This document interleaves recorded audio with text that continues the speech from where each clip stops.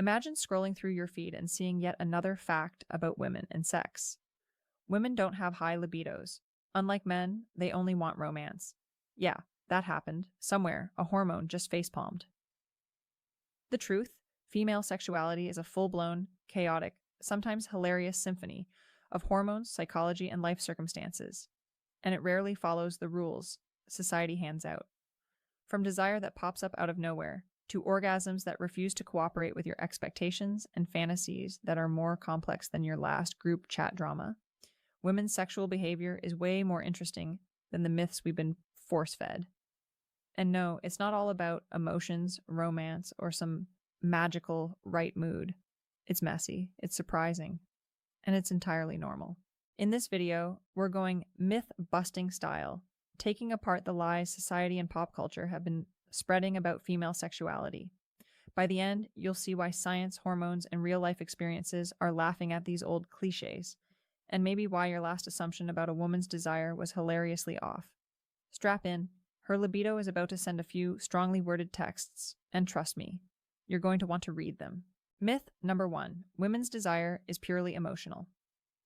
Let's start with the classic. Women only want sex when there's feelings involved.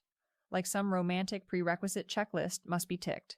Candlelit dinner, heartfelt conversation, maybe interpretive dance for good measure.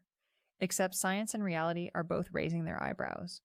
Women's sexual desire isn't a loyalty program for emotional investment. It's a hormone-driven, brain-fueled, sometimes completely inconvenient force of nature. Take estrogen and testosterone.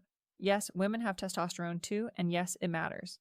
Peaks and dips across the menstrual cycle can spark spontaneous desire that has zero to do with Mr. Right or heartfelt text messages. Dopamine joins the party, the feel-good neurotransmitter, making her brain light up like a neon sign for pleasure, even if she hasn't emotionally committed to anyone in weeks. So when she texts, "I'm not really feeling it tonight," and then 30 minutes later, suddenly changes her mind, it isn't mood swings, it's chemistry sending memos that her emotional side didn't even RSVP to. Real-life scenarios are even messier. Picture a woman on a Friday night in her sweats, binging a new show, zero romantic plans. Then she gets that surge of spontaneous desire. Her libido just decided to throw a party in her brain, and feelings, they weren't invited, not ideal for anyone trying to predict when she's in the mood, but perfect for showing how desire in women is both fluid and biologically responsive. And let's not forget the psychological side. Women's brains are wired to integrate emotional safety and context, sure, but it doesn't mean desire waits politely at the door until those conditions are perfect. Sometimes curiosity, novelty, or even boredom can trigger arousal. Studies on sexual motivation highlight that women often experience spontaneous sexual desire that is completely independent of emotional intimacy. So no, she isn't necessarily detached or cold if she craves sex outside of emotional connection. Her hormones and nervous system are just doing their own thing. The takeaway? Desire in women isn't a checklist. It's a dynamic system, sometimes impulsive, sometimes strategic, but always alive. Emotional context can enhance sexual experience, but it isn't the sole ticket to the party. And yeah, that means her sexual behavior might look unpredictable to anyone trying to decode it with old school myths. Myth number 2. Women are less interested in sex than men. The age-old assumption, men are hypersexual beasts, while women are, mildly interested in the occasional flirtation?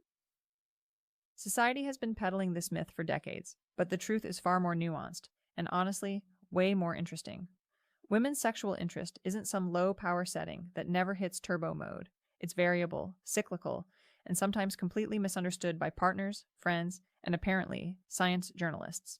Let's start with libido variability. Unlike the stereotypical male desire, which often gets portrayed as constant, women's sexual interest ebbs and flows based on hormonal shifts, stress levels, sleep quality, and even environment.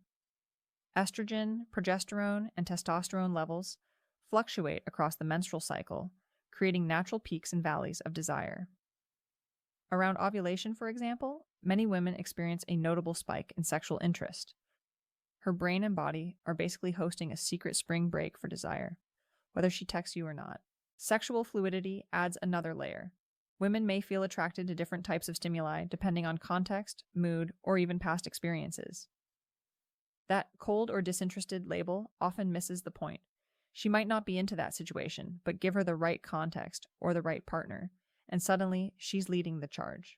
The female brain is wired to weigh novelty, reward, and emotional cues simultaneously. So if her arousal looks inconsistent, it's not a malfunction. It's multi-layered sexual intelligence doing its thing. Real life scenario. She's been juggling work, social obligations, and mental load all week. Her partner complains she's not in the mood, but then Saturday night hits, her hormones spike, and she's suddenly texting a very different message. Her libido has a mind of its own, sometimes arriving fashionably late, sometimes bringing a friend. And yes, research supports this. Studies consistently show women's interest in sex is not inherently lower than men's. It's just more context dependent. Here's the kicker. Social expectations often shame women for expressing desire. If she initiates, she might be called forward, desperate, or worse. So many women learn to self-edit, giving the impression of lower interest than actually exists. Meanwhile, her brain is hosting a full-scale chemical party, complete with dopamine, oxytocin, and testosterone as VIPs. Society just didn't get the invite. The bottom line, women's sexual interest is real, complex, and sometimes wildly unpredictable. It's not inherently lower than men's. It's just smarter, subtler, and often misunderstood. So stop assuming less interested means less sexual. It just means her brain and hormones are doing what they do best, creating chaos on their own schedule. Myth number 3. Women orgasm only through penetration.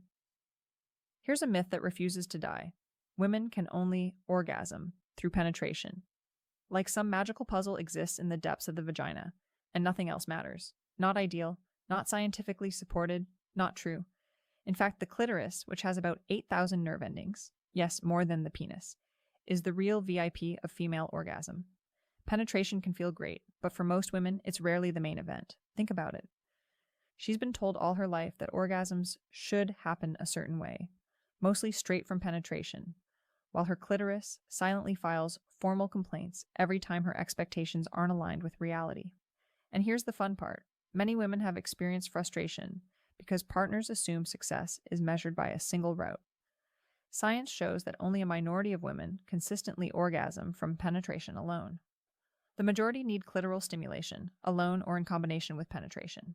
Let's put it in a real-world scenario. She's lying there, trying to follow the script society handed her, her partner thinking, "We're almost there," while her clit is throwing its own side-eye. Dopamine spikes, nerve endings buzz, and her brain is actively saying, yeah, I might need a detour here. And if the detour isn't taken? Disappointment, confusion, cue her partner scratching his head, wondering why all women aren't the same. There's also the psychological angle. Orgasm isn't just mechanical, it's emotional, hormonal, and highly context-dependent. Oxytocin, prolactin, and dopamine all play a role, meaning sexual satisfaction is about more than just anatomical contact. Stress, mood, and comfort level heavily influence whether stimulation leads to an orgasm.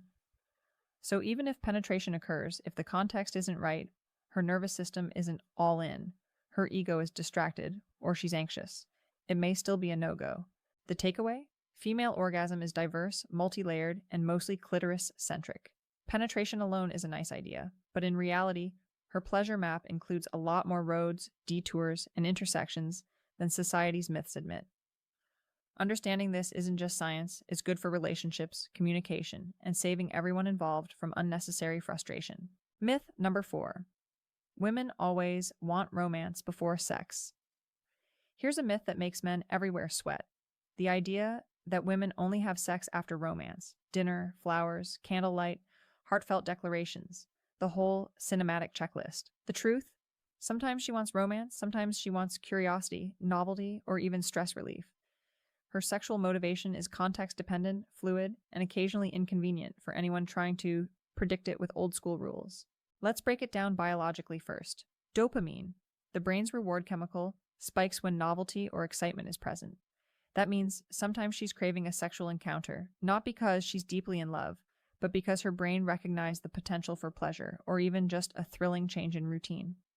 Her libido doesn't need a Hallmark card to RSVP. It's more like a pop-up notification that says, "Hey, maybe now is fun." Hormones like testosterone and estrogen also play a role, fluctuating throughout her cycle and sometimes sparking spontaneous desire regardless of emotional context. Psychology adds another layer. Attachment style, past experiences, and even stress levels influence sexual motivation.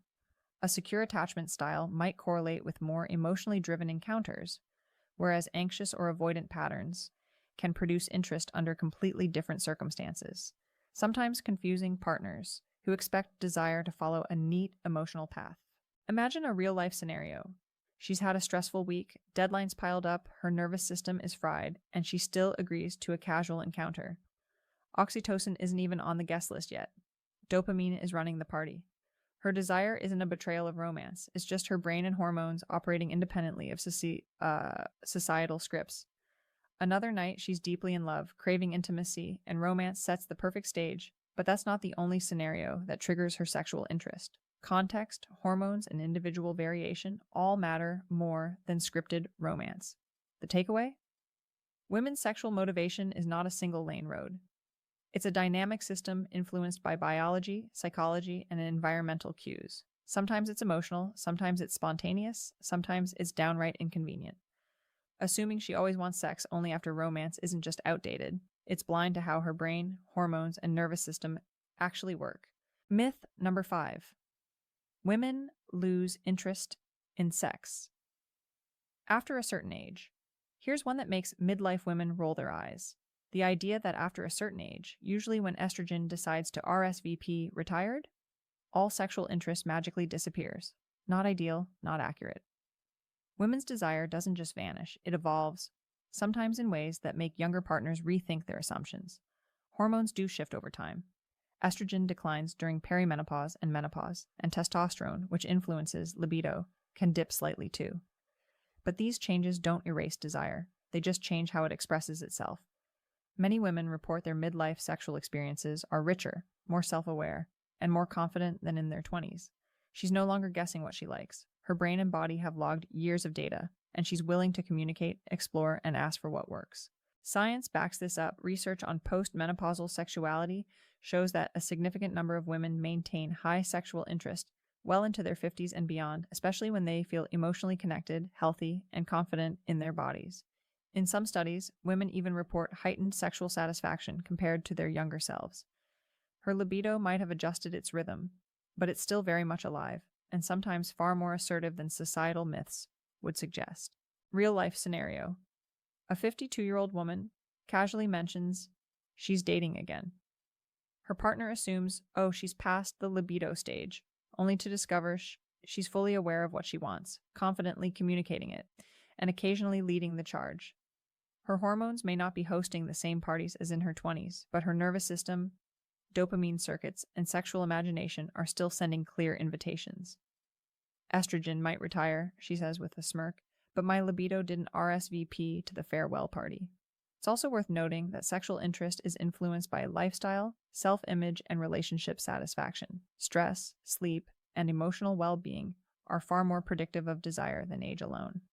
So, assuming women lose interest simply because they're older is not just inaccurate, it's insulting, and it completely ignores the adaptive, dynamic nature of female sexuality. The takeaway? Desire doesn't have an expiration date. It evolves, shifts, and sometimes intensifies with age, experience, and self-awareness. Midlife women are proof that sexuality isn't a ticking clock, but a lifelong, complex interplay of hormones, brain chemistry, and lived experience. Myth number 6. Women's sexual fantasies reflect moral weakness or dissatisfaction. Let's talk about fantasies, the secret, steamy, sometimes absurd scenarios that women imagine when their brains decide to go rogue. Society loves to frame these as signs of dissatisfaction, moral failure, or a subconscious desire to abandon all responsibility. How rude. In reality, sexual fantasies are normal, healthy, and often completely unrelated to actual behavior or life satisfaction. Psychology calls them safe mental playgrounds. Her brain can explore curiosity, novelty, and desire without risk. Dopamine surges, oxytocin simmers, and stress takes a backseat. In some cases, her fantasies are even clever adaptations. They let her rehearse scenarios, explore taboo feelings, or simply entertain herself. Neuroscience shows that imagining sexual scenarios activates the same reward pathways as actual sexual activity, which explains why a good fantasy can leave her flushed, excited, or thinking about it all day without ever picking up the phone. Real life example: she's sipping tea, scrolling casually, and suddenly her imagination throws a 10-course sensory feast involving someone she barely knows. Her imagination did all the heavy lifting, she thinks, amused. Meanwhile, her conscious mind is perfectly satisfied with her current relationship, responsibilities, and life situation. Fantasy is not a confession, a plan, or a moral indictment. It's her brain's way of saying, hey, let's play for a bit. There's also an interesting science twist here. Fantasies often mirror curiosity about novelty, power dynamics, or emotional scenarios that may never exist in reality. Researchers note that most sexual fantasies are more symbolic than literal. Kink, taboo scenarios, or role-play dreams are often psychological experiments, rather than direct reflections of dissatisfaction or immorality. And yet the myth persists that a woman who fantasizes is somehow broken or unhappy. Bottom line, fantasizing doesn't mean she's dissatisfied with her partner, seeking moral compromise, or plotting secret adventures. It means she's human, and her brain knows how to entertain itself in ways that are pleasurable, safe, and hormonally satisfying. Understanding this is key to respecting her sexual psychology and removing unnecessary shame. Myth number 7. Women always know what they want sexually. Here's a fun one: the idea that women have a permanent, clear roadmap for what they want in bed. Spoiler, they don't. Desire is fluid, context-dependent, and often contradictory. Her sexual wants aren't some fixed menu she can recite on demand. They're more like a dynamic playlist, sometimes changing track in the middle of the song. Biologically, hormones fluctuate constantly. Testosterone, estrogen, and progesterone all rise and fall throughout the menstrual cycle, impacting arousal, lubrication, and motivation. Dopamine spikes and dips can make her suddenly curious about something she previously ignored. Her nervous system might be stressed one day, relaxed the next, making desire highly situational. So when she says, not tonight, and then 20 minutes later is initiating, it isn't inconsistency. It's chemistry doing what it does best. Psychologically, women integrate past experiences, attachment style, and emotional context into sexual decision-making. Someone with an anxious attachment might appear indecisive, not because she lacks desire, but because her brain is juggling risk, reward, and relational nuance. Context matters. Privacy, trust, comfort, and timing can override baseline libido. In other words, her preferences are more like a series of adaptive responses than a fixed list. Real life example: she tells her partner she's not in the mood. Partner takes it at face value. Later, during an unexpected moment of playfulness, desire spikes. Her brain and body are signaling at different times, and it doesn't always align with conscious statements. This isn't manipulation, it's the complexity of human sexual motivation. Scientists studying female arousal note that situational factors like novelty, partner behavior, and emotional safety can dramatically influence what women want sexually at any given moment. The takeaway? Women don't always know what they want in a linear, predictable way, and that's normal. Desire is an adaptive system, not a fixed trait. Hormones, context, past experience, and brain chemistry are constantly interacting to create dynamic sexual needs. Accepting this complexity allows partners to approach female sexuality with curiosity, patience, and, importantly, humor. So let's recap. Women's sexuality is not a checklist, a fixed trait, or a societal convenience. Desire isn't purely emotional. Interest isn't inherently lower than men's. Orgasms aren't just about penetration. Romance isn't always required. Age doesn't kill libido. Fantasies aren't moral confessions. And knowing what she wants sexually isn't a given. Her brain, hormones, and nervous system are constantly running a complex adaptive system. And sometimes it's hilarious, sometimes inconvenient, and always fascinating. This is where you come in. Your experiences, questions, or wait, that actually happened to me too moments are gold. Drop them in the comments. I read everything and sometimes reach out to feature real stories on the channel. And if you got value from this, please like, share, and most importantly, subscribe. Seriously, subscribing is how we keep breaking myths, exploring the weird science behind desire, and creating a space where women can finally understand themselves and their partners without shame or guesswork. Next up, we're diving into female sexual communication mistakes that men keep misreading. And trust me, the misunderstandings are sometimes hilarious, sometimes brutal, and always rooted in science.